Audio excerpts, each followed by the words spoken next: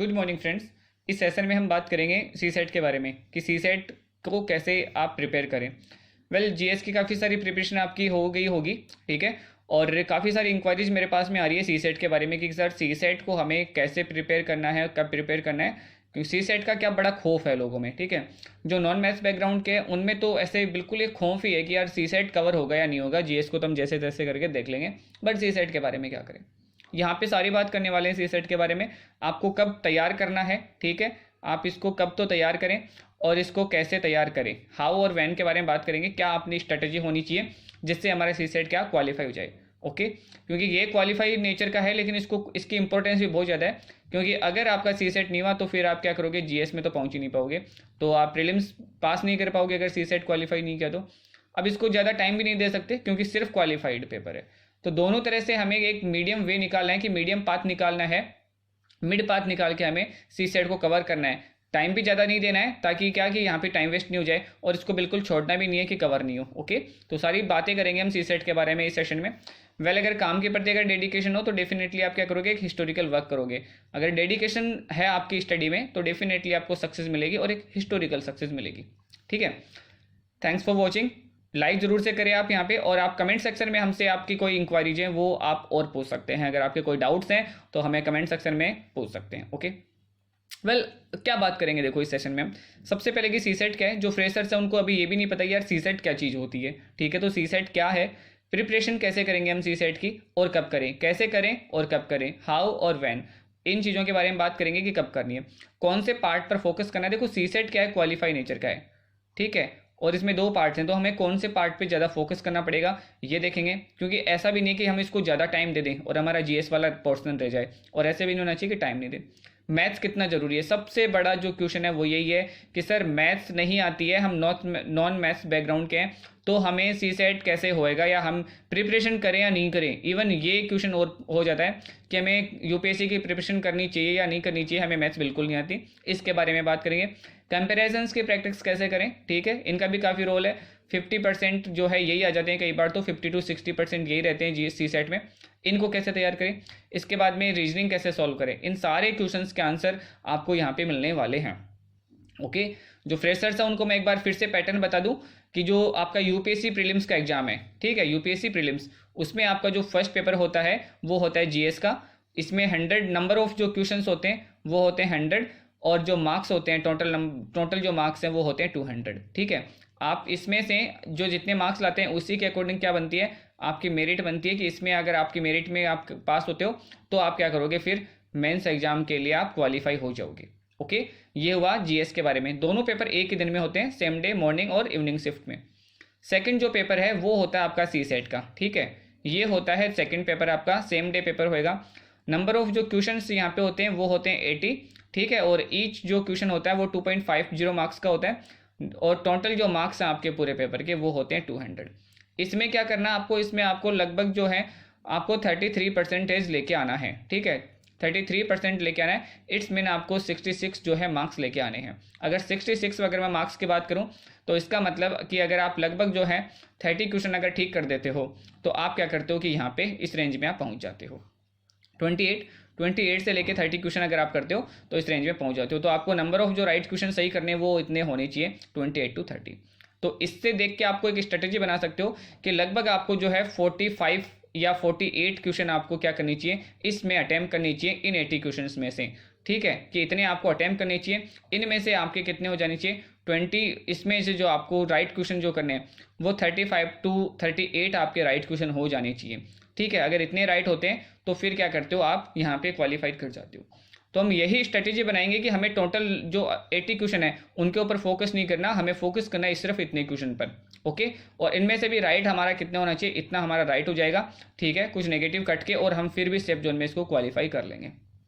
Okay, तो बस यही एक स्ट्रेटेजी बनाएंगे हम कि यहाँ से कैसे निकले। तो ये सिलेबस है सी सेट का हिंदी मीडियम के लिए, बोधगम्यता, संचार कौशल सहित है, तार्किकता है, रीजनिंग है, निर्णय लेना यानी कि डिसीजन है, सामान्य मानसिक योग्यता, मेंटल एबिलिटी, इसके बाद में आधारभूत संख्यन यानी कि ये है जो है आपका मैथ्स वाला पोर्शन है, ठीक है। ये जो लास्ट पॉइंट है वो क्या है, वो मैथ्स है। देखो इसमें साफ साफ लिखा हुआ है 10वीं कक्षा का स्तर, यानी कि ये सिर्फ जो है 10th स्टैंडर्ड की आपसे मैथ पूछने वाले हैं। इसमें क्या है, आंकड़ों का निर्वचन है, चार्ट है, ग्राफ है, तालिका है, आंकड़ों की पर्याप्तता, ये सब चीज़ें इसमें आपसे पूछने वाले हैं। तो बड़ा टफ नहीं है ये इंग्लिश मीडियम के लिए सिलेबस। प्रॉब्लम सॉल्विंग आएगा, जनरल मेंटल एबिलिटी है, कंप्रेहेंशंस है, ठीक है, सबसे बड़ा रोल इनका रहता है क्योंकि बाकी सब मिला के 50% होता है और ये अकेले 50% कवर करता है इसमें से। एनालिटिकल रीजनिंग है, डाटा इंटरप्रिटेशन है, इसके बाद में इंटरपर्सनल स्किल्स है, और लास्ट में जो यहाँ पे है वो है मैथ्स। ठीक है, मैथ्स यहाँ पे बड़ा रोल नहीं रखता है। ठीक है, अभी हम बात करेंगे कि यार मैथ्स है ना कैसा रोल रखता है। अब बात आती है कि ये तो पता चल गया कि सी सेट में 80 क्वेश्चन होते हैं और हमें क्वालिफाइड करना है और हमें जो है 66 मार्क्स भी लेके आने, ये भी सब पता चल गया। ठीक है, अब हम बात करते हैं यार क्वेश्चन कैसे आते हैं इसमें। तो देखो पूरे पेपर को है ना मैंने 2 भागों में 2 पार्ट्स में डिवाइड कर दिया। ठीक है, कि 2 पार्ट्स मैंने इसके बना दिए। एक पार्ट है आपका कंपेरिजन्स वाला। ठीक है, जो एक पार्ट कौन सा आपका कंपेरिजन्स वाला है, यानी कि जिसको आप क्या बोलते हो, पैराग्राफ बोलते हो, जिसको हम पहले हमारे 10th 12th में जो अनसीन पैराग्राफ जो होते थे ना, वो टाइप के यहाँ पे क्वेश्चन पूछे जाएंगे आपसे, अनसीन पैराग्राफ वाला। जो इसका पोर्शन जो होता है वो 40 to 60% होता है। दूसरा जो होता है, जिस पोर्शन को मैं नाम दे सकता हूँ मैथ्स एंड रीजनिंग। ठीक है, ये क्या है, ये है मैथ्स एंड रीजनिंग, जिसका पोर्शन कितना होता है 40 to 60% इसका होता है। ठीक है, 50-50 आप मान सकते हो, लेकिन कई बार क्या होता है कि इधर ज़्यादा हो जाता है तो कई बार इधर ज़्यादा होता है। तो वो कहाँ तक हो सकता है, 40 to 60 होता है, इट्स मीन कि 40% तो होता है। यहाँ से एक बात तो पता चल गई कि हमें दोनों पोर्शन कवर करने होंगे। ठीक है, किसी एक को कवर करके हम अगर चले जाएं तो वहाँ पे मुश्किल हो सकता है, क्योंकि मान लीजिए अनसीन पैराग्राफ जो कंपेरिजन है वो ओनली 40% आ जाता है। ठीक है, और हम इसमें से क्या करते हैं कि 30% सही कर पाते हैं, तो वहाँ पे मुश्किल में चले जाते हैं। तो क्या करना है आपको, हाफ हाफ, फुल नहीं लेकिन हाफ हाफ आपको क्या करना है, दोनों को आपको तैयार करके जाना है, जो एक सही एक तरीका होगा सी सेट को प्रिपरेशन करने का। ओके, देखो इस पोर्शन की हम बात करते हैं, और सबसे पहले हम बात करते हैं मैथ्स कितना जरूरी है। ठीक है, सबसे ज़्यादा बड़ा डाउट तो यही है, क्वेश्चन तो यही है कि मैथ्स कितना जरूरी है और क्या मैथ्स पढ़ सकते हैं क्या। तो मैथ्स कितना जरूरी है, तो मैथ्स देखो जरूरी इतना ही है कि 6 to जो है 10 क्वेश्चन या फिर 12 क्वेश्चन मैक्सिमम है। ठीक है, कि 6 से क्वेश्चन शुरू होते हैं मैथ्स के, और 10 कई बार 8 भी आ सकते हैं, यहाँ पे 9 भी हो सकता है, 10 भी हो सकते हैं। इससे ज़्यादा क्वेश्चन मैथ्स के नहीं आते। ठीक है, जिनमें से 6, अगर मान लीजिए कि अगर 10 क्वेश्चन आते हैं तो इनमें से क्या होता है, 6 जो क्वेश्चन होते हैं वो इन्हीं पोर्शन से रिलेटेड होते हैं।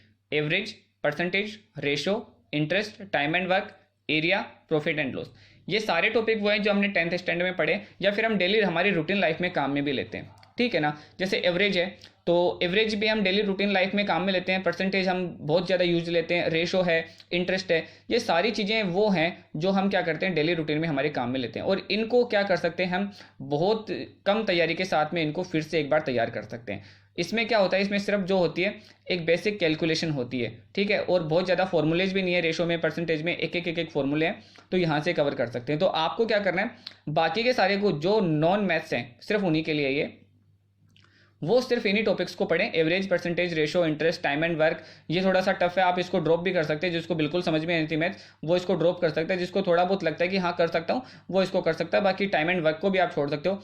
एरिया अगर आप कर लेते हो तो अच्छी बात है, नहीं करते हो तो भी कोई बात नहीं। और प्रॉफिट एंड लॉस, ये जो है 5 टॉपिक तो बहुत इंपॉर्टेंट है, average, percentage, ratio, interest, profit and loss. इसके बाद में आप चाहो तो इन दोनों टॉपिक पे भी क्या कर सकते हो, फोकस कर सकते हो, टाइम एंड वर्क और एरिया के ऊपर। ठीक है, ये है ओनली मैथ्स, और ये टॉपिक्स जो हैं इजी हैं, इनको आपको करके ही जाना है, और इनको एक एक दिन में आप, जैसे एक दिन आपने अगर 2 घंटे अगर एवरेज के क्वेश्चन सॉल्व किए तो आप एवरेज कर पाओगे। ऐसे करके ये जो टोटल है वो 5 डेज का काम है। ठीक है, कि आपको 5 डेज सिर्फ कितने घंटे देने, 2 घंटे देने, या फिर आप 3 मान लीजिए, और क्या करना है, सिर्फ प्रैक्टिस करनी है, क्वेश्चन सॉल्व करने हैं, और इसके लिए कुछ स्पेशल कुछ नहीं पढ़ना, बस क्वेश्चन प्रैक्टिस करना है। देखो इसके लिए मैथ्स के लिए जो आपको ज़्यादातर लोगों ने बुक सजेस्ट की होगी वो आपको की होगी RS अग्रवाल। ठीक है, कि बहुत सारे लोगों ने यही सजेस्ट किया होगा, यही ले भी ली होगी, ये बुक आप बिल्कुल मत लेना। ठीक है, मैं तो इसके ऊपर बिल्कुल क्रॉस लगाता हूँ। ये जो बुक है वो SSC के लिए, SSC के मैथ्स बहुत स्टैंडर्ड मैथ होती है। ठीक है, बहुत ज़्यादा क्वेश्चन होते हैं, आपको क्वेश्चन समझ में नहीं आएगा। अगर आपने RS अग्रवाल से अगर शुरू कर दिया मैथ्स पढ़ना तो आपको लगेगा कि आपका मैथ्स तो कभी नहीं हो पाएगा। ठीक है, ये किसके लिए है, ये मैं उनके लिए कह रहा हूँ जो नॉन मैथ्स बैकग्राउंड वाले हैं। जिनका मैथ्स बैकग्राउंड है उनको तो समझ में आ जाएगा, लेकिन जिनका नॉन मैथ्स है उनको RS अग्रवाल से कभी समझ में नहीं आएगा। तो अब आप क्या करें, आपको सिर्फ NCERTs लेनी है, 6 to जो 10 NCERTs हैं वो ले लीजिए, और ये जो इनसे रिलेटेड जितने क्वेश्चन हैं आप उनको सॉल्व करने की कोशिश करिएगा, बहुत इजी वे में उनको समझाया गया है। या फिर अगर आप इतनी सारी NCERT नहीं लेते हैं तो कोई भी एक बुक ले लेना, ठीक है, मैथ्स की कोई भी बुक जिसमें आप ये टॉपिक्स हों, जिसके सिलेबस में क्या हो ये टॉपिक्स समझाए गए हों। लेकिन RS अग्रवाल आपको बिल्कुल नहीं लेनी है, वो SSC के लिए है, ठीक है, और SSC का लेवल जो है मैथ्स का बहुत हाई लेवल होता है। ओके, तो मैथ से डरने की बिल्कुल ज़रूरत नहीं है। क्यों ज़रूरत नहीं है? क्योंकि यहाँ पे 6 to सिर्फ 10 क्वेश्चंस आते हैं, जिनमें से लगभग जो है 80% जो क्वेश्चन होते हैं वो इन्हीं 5 जो टॉपिक से होते हैं। तो इन 5 टॉपिक को कोई भी कवर कर सकता है, सिर्फ 5 डेज की बात है, ये कवर हो जाएंगे। ओके, नेक्स्ट हम बात करते हैं कंपेरिजन्स की, ठीक है। अब इनको कैसे सॉल्व किया जाए, क्योंकि ये भी एक बड़ी परेशानी है कंपेरिजन्स, और ठीक है, और ये आते कितने 42 जो हैं 60% जो क्वेश्चन है यहाँ से आते हैं, तो इनका भी बड़ा रोल है। ओके, तो पहले तो मैं आपको ये बताता हूँ कि इनकी प्रैक्टिस कैसे करें। देखिए अभी आप क्या पढ़ते हैं न्यूज़पेपर में, जो एडिटोरियल पढ़ते हैं, ठीक है, तो जो एडिटोरियल आप पढ़ते हैं वहीं से कंपेरिजन्स बन के आते हैं। आजकल एक ट्रेंड चल पड़ा कि या तो देखो किस पे आएगा, एनवायरनमेंट के ऊपर, ठीक है, जो करंट में आता है, या फिर इकोलॉजी एनवायरनमेंट, और इसके बाद में इकोनॉमिक्स, ठीक है, इन्हीं के ऊपर, या फिर जो है डेमोक्रेसी से रिलेटेड कुछ पॉलिटिकल इश्यूज हैं, ठीक है, इन्हीं से रिलेटेड क्या होते हैं, कंपेरिजन्स आते हैं। और ये कहाँ पे मिलेंगे आपको, ये सारे आपको मिलेंगे एडिटोरियल में। आप न्यूज़पेपर का एडिटोरियल कोई भी, आप अगर हिंदी मीडियम है तो हिंदी न्यूज़पेपर पढ़े, इंग्लिश मीडियम है तो इंग्लिश न्यूज़पेपर पढ़े, एडिटोरियल में से ही सारे कंपेरिजन्स जो हैं आपको मिल जाएंगे। अब आप इन एडिटोरियल तो रोज़ पढ़ते हो, लेकिन आपने कंपेरिजन्स की नज़र से कभी उनको पढ़ा नहीं। अब आपको थोड़ी सी क्या अपनी अप्रोच चेंज करनी है एडिटोरियल को पढ़ते समय। जब आप पढ़ रहे हो तो उसमें अगर कुछ दे रखा है कुछ लाइनों में, तो आपको क्या करना है कि इन लाइनों में से क्वेश्चन बनाने की कोशिश करनी है कि अगर ये कंपेरिजन्स होता, ये पैराग्राफ होता अगर मेरे एग्जाम में, तो नीचे इससे रिलेटेड क्या क्वेश्चन पूछता। जैसे मान लीजिए कि अभी मैं एक लाइन बोलता हूँ कि निष्पक्ष चुनाव जो हैं वो लोकतंत्र की जान होते हैं, और अगर लोकतंत्र को हमेशा बचाए रखना है तो फिर निष्पक्ष चुनावों की बहुत ज़रूरत होती है। ये मैंने एक लाइन बोली।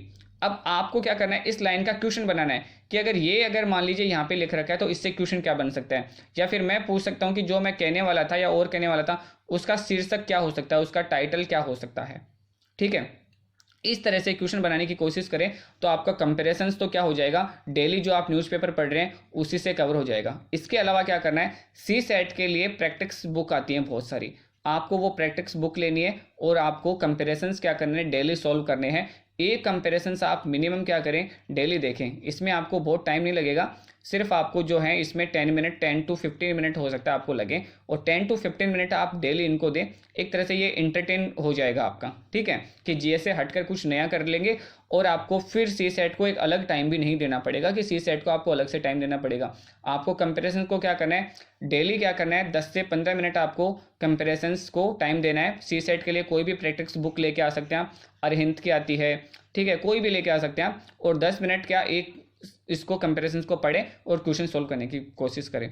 एग्जाम के लिए मैं आपको एक चीज़ बताता हूँ कि कंपेरिजन्स, मान लीजिए कोई इतना बड़ा कंपेरिजन्स है, ठीक है, इसमें से जो क्वेश्चन पूछा है वो एक ही पूछा है, तो आप इस पे क्रॉस मार सकते हैं, क्योंकि इतना बड़ा पढ़ने के बाद में आपको क्वेश्चन कितना मिलेगा, एक मिलेगा। इससे अच्छा मान लीजिए कि कोई और कंपेरिजन मिलता है जो इसके मुकाबले थोड़ा छोटा है, और वहाँ पे नंबर ऑफ क्वेश्चन जो कितने वो आपको 3 मिलते हैं, तो आप क्या करो, इसको अटेम्प्ट करने की कोशिश करो, ठीक है। क्योंकि इसको पूरे को पढ़ने के बाद में अगर आपको नहीं आया तो यहाँ पे क्या हुआ, आपका 2 मिनट जो है वेस्ट हो गया। लेकिन इसको पढ़ने के बाद में अगर 3 में से आपका 1 या 2 क्वेश्चन भी बनते हैं तो भी आपका क्या हो जाएगा, वो टाइम क्या जाएगा, आपका यूज आ जाएगा। तो इस तरह से आपको क्या करना है, कंपेरिजन्स को सॉल्व करने की कोशिश करनी है। ओके, लाइक दैट कि देखो ये कंपेरिजन्स है, इसमें ये 2018 का जो है पेपर है CSAT वाला, जिसमें मैंने एक ही लिया यहाँ पे, जलवायु परिवर्तन का निवारण। तो देखो ये है क्लाइमेट से रिलेटेड है, ऐसे आर्टिकल्स आपको बहुत देखने को मिल जाते हैं। अब रीजनिंग के लिए देखो आपको क्या करना है, रीजनिंग के लिए देखो इस तरह के क्वेश्चंस की प्रैक्टिस आपको सबसे ज़्यादा करनी है जिसमें नंबर ऑफ क्वेश्चंस ज़्यादा हों। जैसे इसमें देखो कितने सारे क्वेश्चन है, 43, 44, 45, इसके बाद में तो नंबर ऑफ क्वेश्चंस इस जो है इस क्वेश्चन से कितने सारे आंसर देने हैं, आपको 5 आंसर देने हैं। तो अगर आपको इसको सॉल्व करने में, ठीक है, मान लीजिए कि 10 मिनट पे अगर लग जाते हैं तो भी आपको क्या मिल जाएगा, 10 मिनट में आपको 5 क्वेश्चंस आपके सॉल्व हो जाएंगे। क्योंकि अगर एक भी क्वेश्चन इनमें अगर सही होता है तो फिर सारे के सारे क्वेश्चन सही होने के चांसेस ज़्यादा रहते हैं। तो इस तरीके के जो क्वेश्चंस हैं उनके ऊपर आप ज़्यादा फोकस करें, इनके आप ज़्यादा प्रैक्टिस करें, जहाँ पे नंबर ऑफ क्वेश्चंस ज़्यादा होते हैं। एक ही जो है आपको दिया जाता है, एक आपको सिचुएशन दी है, उसमें से नंबर ऑफ क्वेश्चंस आपसे ज़्यादा पूछते हैं। ओके, तो आप इसको भी ज़्यादा से ज़्यादा सॉल्व करने की कोशिश करें, जिससे आपका क्या होगा कि क्वेश्चन ज़्यादा से ज़्यादा बनने के आपके चांसेस रहेंगे। तो ये हुआ कि कंपैरिजंस को आपको रोज़ प्रैक्टिस करना है न्यूज़पेपर से, और आपको क्या करना है, सी सेट का एक प्रैक्टिस बुक लेके आना है जहाँ से सॉल्व करना है। इसके अलावा आपको रीजनिंग के लिए क्या करना है कि रीजनिंग के लिए कोई भी आप बुक ला सकते हो जिसमें है वर्बल रीजनिंग हो। ओके, जो आपके टॉपिक्स हैं, जो आपके टॉपिक्स यहाँ पे कवर करते हैं, वो आप लेके आएँ। रोज आपको प्रैक्टिस करनी है, लेकिन रीजनिंग की आपको प्रैक्टिस कर करनी है जब आपके पास में लास्ट में 3 मंथ्स हो, तब आपको रीजनिंग की प्रैक्टिस करनी है, अभी नहीं करनी है। अभी आपको जो प्रैक्टिस करनी है सी सेट के लिए वो कंपेरिजन्स की करनी है। ओके, पैराग्राफ्स की करनी है। लास्ट में जब आपको लगे कि अब मेरे पास में 3 महीने हैं, ठीक है, यानी कि मैं कहूँ कि आपका मार्च से आपको सी सेट की जो है रेस्ट ऑफ जो है पोर्शन की आपको तैयारी करना शुरू करना है। जिससे क्या हो जाएगा कि आप जो फॉर्मूलेज रीजनिंग के होते हैं और जो फॉर्मूलेज मैथ्स के होते हैं वो आपको रिसेंटली याद रहेंगे, और यहाँ पे आपके पास में 90 डेज रहेंगे। ठीक है, मैथ्स के बारे में अगर मैं कहूँ कि मैथ्स के बारे में, तो मैंने कहा कि यहाँ पे आपको 5 दिन देने हैं ओनली, और वो भी कितने घंटे देने हैं, 2 से 3 घंटे देने हैं। इसी तरह से आपको यहाँ पे क्या करना है, रीजनिंग को जो है आप 15 डेज आप दे सकते हैं। रीजनिंग को 15 डेज में आप क्या कर सकते हैं, 2 या 3 घंटे में कवर कर सकते हैं, जहाँ से ये क्वेश्चन बन सकते हैं। तो इस तरह से जो है सी सेट की आपकी तैयारी जो है 20 दिन में हो सकती है। इसके लिए ज़्यादा कुछ करने की जरूरत नहीं है। लेकिन फिर भी अगर आप क्या करते हैं कि 90 डेज पहले अगर स्टडी शुरू कर देते हैं सी सेट की, तो आपको यहाँ पर ज़्यादा से ज़्यादा क्या करना है, पेपर सॉल्व करने हैं सी सेट के, जिनसे आपकी ये जो है प्रैक्टिस में आ जाएगा। तो सी सेट से डरने की बिल्कुल ज़रूरत नहीं है। बहुत इजी तरीका है सी सेट को निकालने का, और वो क्या है, वो है प्रैक्टिस। और यहाँ पे एक चीज़ ध्यान दे लीजिए, आप फिर से मैं बताता हूँ कि 80 क्वेश्चन हैं आपके पास में, जिनमें से आपको जो अटेम्प्ट क्वेश्चन करने हैं वो 45 के नियर करने हैं। ठीक है, इनसे आप 42 कर सकते हो या फिर 47 कर सकते हो। और यहाँ पे इनमें से भी आपको जो है कुछ आपके क्वेश्चन रॉन्ग होके, और राइट कितना करना है आपको, 35 से 38 क्वेश्चन ही आपको राइट करने हैं। तो सी सेट को ज़्यादा टाइम देने की ज़रूरत नहीं है, लेकिन इसको छोड़ने की भी ज़रूरत नहीं है। इसलिए लास्ट के जो 90 डेज होंगे आपके पास में एग्जाम से पहले, यानी कि मार्च के बाद में, आपको सी सेट फोकस स्टडी करनी है, जिसमें आपको कंपेरिजन्स तो आप अभी भी आज से ही स्टडी शुरू कर दें एडिटोरियल की, और मैथ्स और रीजनिंग के लिए मैं पहले ही बता चुका हूँ। ओके, फिर भी कोई डाउट है तो आप मेरे को कमेंट सेक्शन में बिल्कुल लेना पूछ सकते हैं। थैंक यू, खुश रहिए।